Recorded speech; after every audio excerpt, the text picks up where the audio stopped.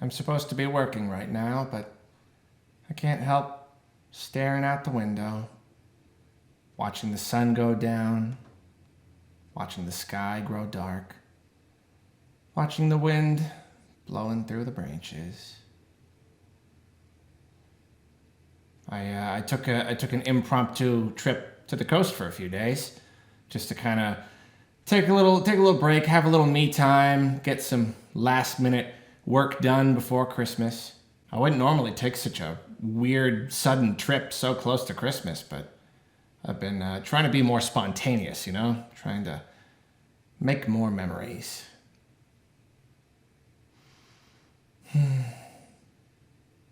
The end of another day. The end of another year.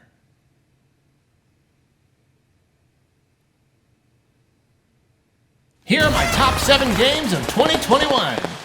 Okay, I know what you're thinking. This is not something that anyone should expect to see on any kind of list on this channel. Unless we're talking about my least favorite game genres, in which case realistic racing sims is very likely to come up. I'm already not a big racing fan. Even Mario Kart doesn't really do that much for me. So take away all the boosts and Koopa shells and silliness, and I'm usually left wondering what the point is. For the most part, that is still true. This is not a genre I enjoy.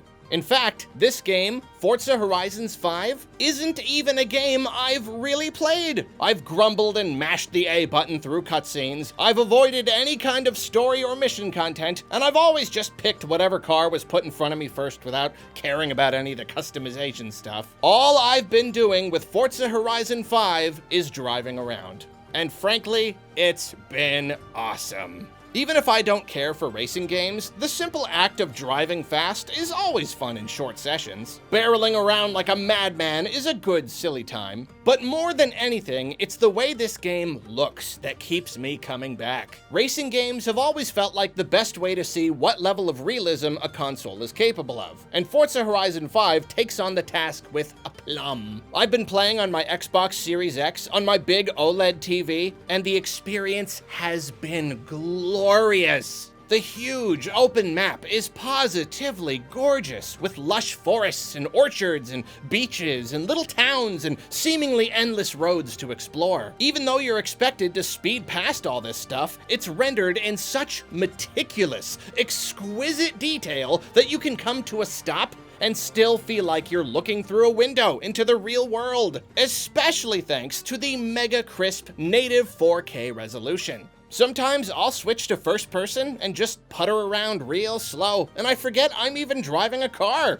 I'm just going for a stroll through some cool place. Will I ever play any of the actual missions in Forza Horizon 5? Probably not. But even just using it as a big, pretty playground has been one of the highlights of my year.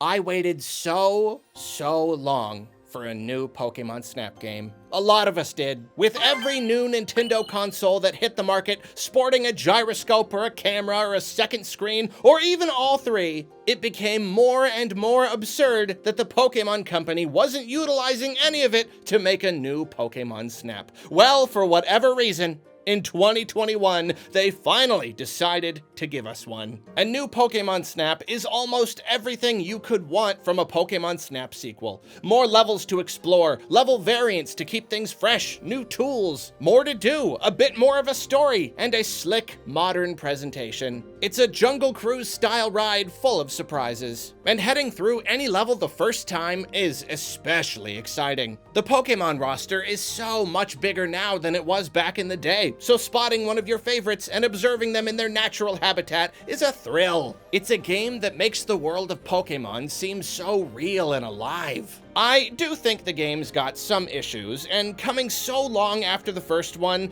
it does kind of feel like the series should be further along by now. It's great as a singular sequel, maybe not as great as a very long incoming sequel, but New Pokemon Snap is still a very pure, very delightful experience. And during that first playthrough, it felt a little like I was a kid again.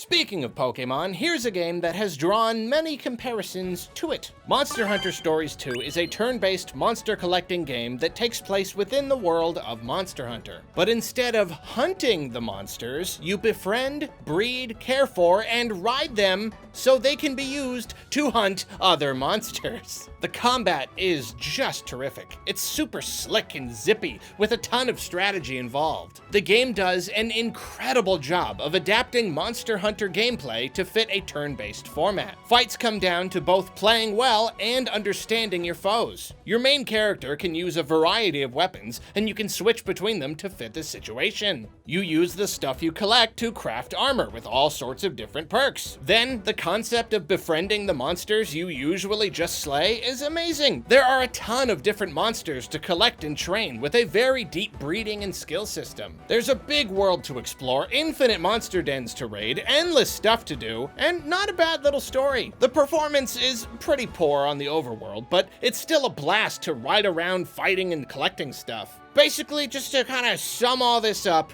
Monster Hunter Stories 2 is a super duper good game. If you're a fan of turn-based RPGs and monster collecting and all that, it's a must play, even if you've never touched a Monster Hunter game in your life. Like the series that it was spun off from, it's the kind of game that will eat up a tremendous amount of your life if you're not careful.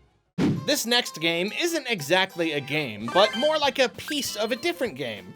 Even though it's a self-contained experience, so it basically is a game. Whatever, Super Mario 3D World is fine, but to me, Bowser's Fury is where it's at. Nintendo's like, Super Mario 3D World plus Bowser's Fury, and I'm like, nah, Bowser's Fury plus Super Mario 3D World. I'm already a sucker for Sandbox Mario, but the way this game almost exclusively uses concepts from 3D World to craft an entire adventure that all takes place on one giant map is something very special. You can ride so quickly around this big open space. Each area offers a new shine whenever you come back, and these two concepts combine to give the game such a breezy, playful feel. Everywhere you go, there's something to do, and even just getting there is a blast. Then, of course, there's the whole giant evil Bowser thing. Some elements of the Bowser encounters can get a little annoying, but overall, the sheer spectacle of it is so much fun, and it gives the game such a strong identity. The whole experience is pretty short, which is, of course, disappointing,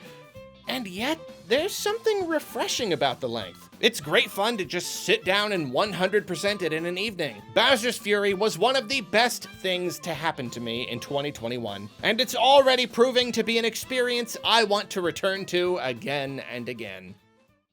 Oh boy, Monster Hunter Rise. Monster Hunter Rise. Rise of the Monsters. The Huntening. I have given many hours to many games, but there are few games that have taken those hours so easily, so nonchalantly as Rise. Even with my busy schedule and my constant complaints about not having any time to play games, it snatched 100 hours out from under my nose without me even noticing. I finally got away from it, but then they updated it a bunch and unlocked the level cap, and now there's a major expansion coming next year, so I greatly fear booting it up again. If I do, I'm afraid you all might just lose me entirely. I'll just sort of keep playing it until I turn to dust. I had never played a Monster Hunter game before, but now I fully understand why the series is so popular. The finely tuned combat, the vast amount of weapons and armor to craft, the exquisite feedback loop, and the monsters, my friends. The monsters in Rise are so cool that even fighting the same one 50 times is a joy. The whole experience is a joy, and with friends, it's even better. The online performance is terrific, and you and your buds will never run out of things to do. Monster Hunter Rise is just an incredible game. I never imagined I would become a Monster Hunter fan, but this game has done it. Yep, Capcom has got 3 games on this list of 7, and this game came very close to taking number 1. I positively loved most of the modern Resident Evil games, so I was nervous about 7. Could Capcom take that tried and true Resident Evil gameplay and spin it into yet another new style? The answer was yes. And after that, the question was, could Capcom take that new style and deliver a satisfying sequel?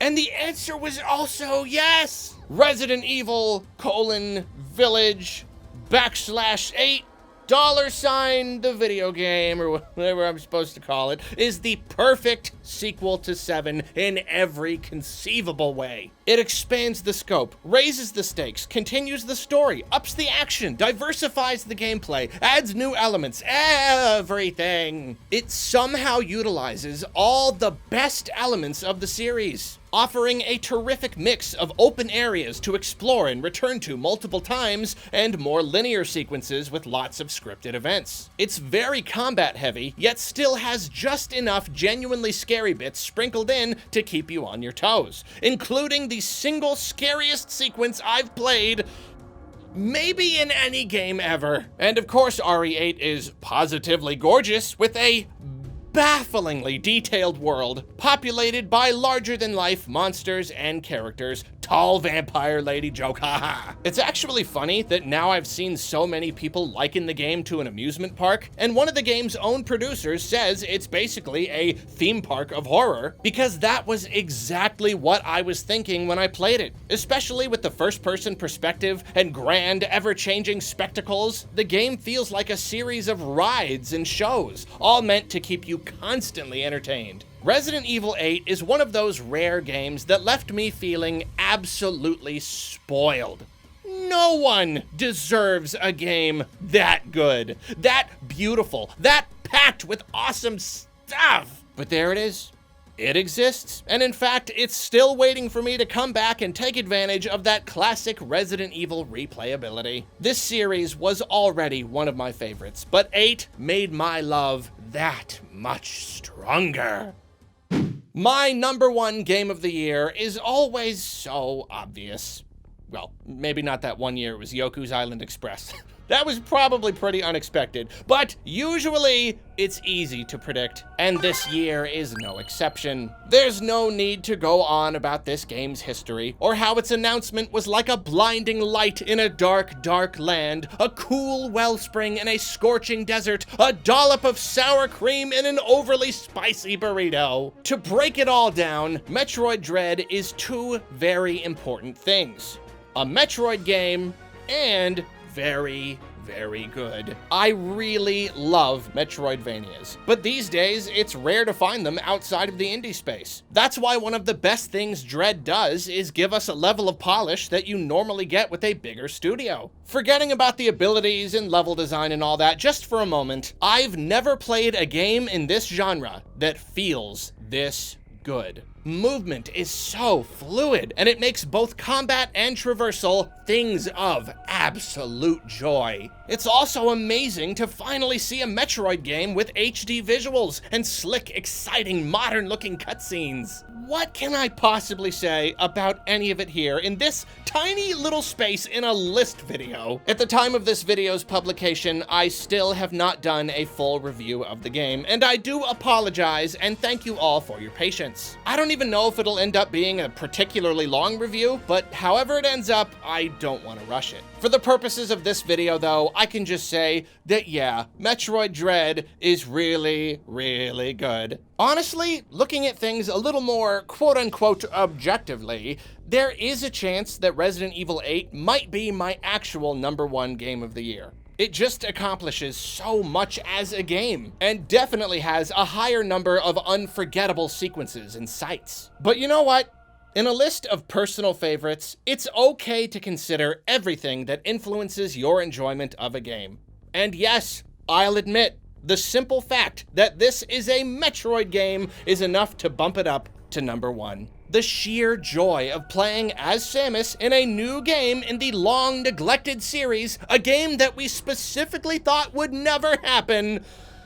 Yeah, that made the experience all the better. And don't let anyone tell you there's something wrong with that. For me, the hype turned what would have been a very, very good game into a blissful experience.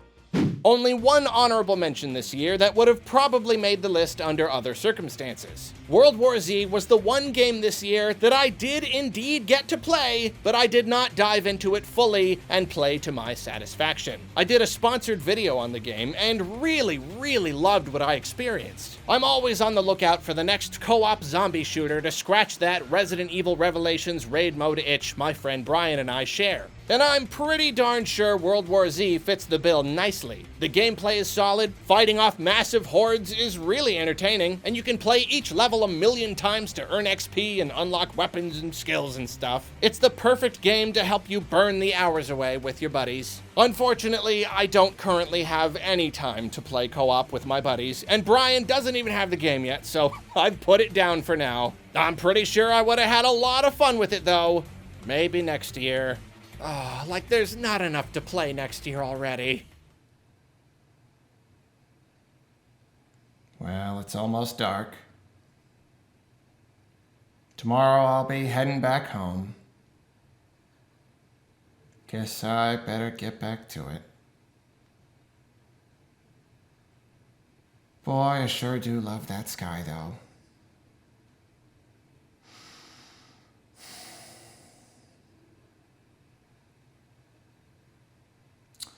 Well, better keep writing about how much I hate Pokemon Diamond and Pearl.